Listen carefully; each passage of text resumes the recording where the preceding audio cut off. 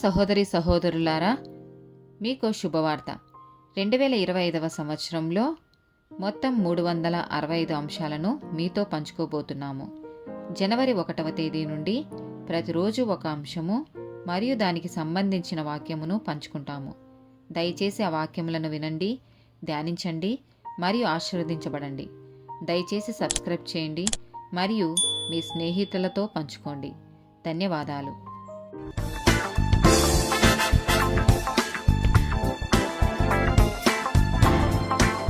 185th day topic పిచ్చితనము. ప్రసంగి గ్రంథము 7వ అధ్యాయము 7వ వచనము. అన్యాయము చేయుట వలన జ్ఞానులు తమ బుద్ధిని కోల్పోవుదురు, లంచము పుచ్చుకొనుట చేత మనస్సు చెడును. ప్రసంగి గ్రంథము 10వ అధ్యాయము 12, 13 వచనాలు. జ్ఞానుని నోటి మాటలు ఇంపుగా ఉన్నవి, అయితే బుద్ధిహీనుని నోరు వానినే మింగివేయును.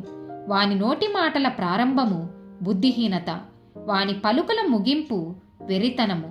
దానియేలు గ్రంథము 4వ అధ్యాయము 32 నుండి 34 వచనాలు.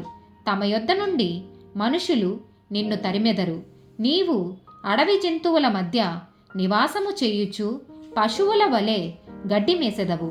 సర్వోన్నతుడగు దేవుడు మానవుల రాజ్యము పైన అధికారి అయ్యుండి తానెవనికి దాని అనుగ్రహింప నిశ్చయించునో వానికి అనుగ్రహించునని నీవు తెలుసుకొను వరకు 7 కాలములు నీకిలాగు జరుగునని చెప్పెను. ఆ గడియలోనే ఆ లాగున నెబుకద్నెజరునకు సంభవించెను.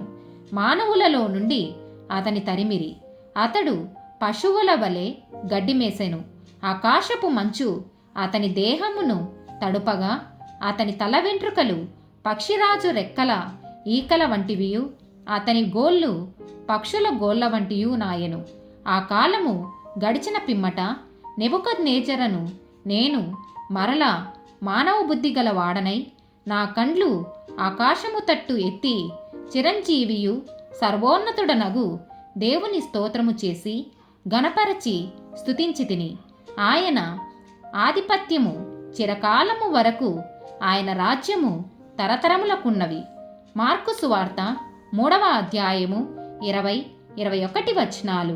ఆయన ఇంటిలోనికి వచ్చినప్పుడు జనులు మరలా గుంపు కూడి వచ్చిరి గనుక భోజనము చేయుటకైనను వారికి వీలు లేకపోయెను.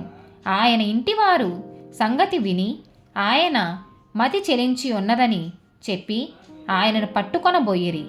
అపోస్తుల కార్యములు 26వ అధ్యాయము 24, 25 వచనాలు.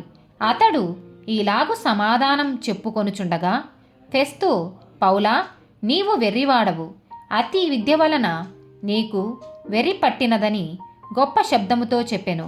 అందుకు పౌలు ఇట్లనెను, మహాఘనత వహించిన ఫెస్తు, నేను వెర్రివాడను కానుగాని సత్యమును స్వస్థబుద్ధియు గల మాటలనే చెప్పుచున్నాను. ఆమెన్.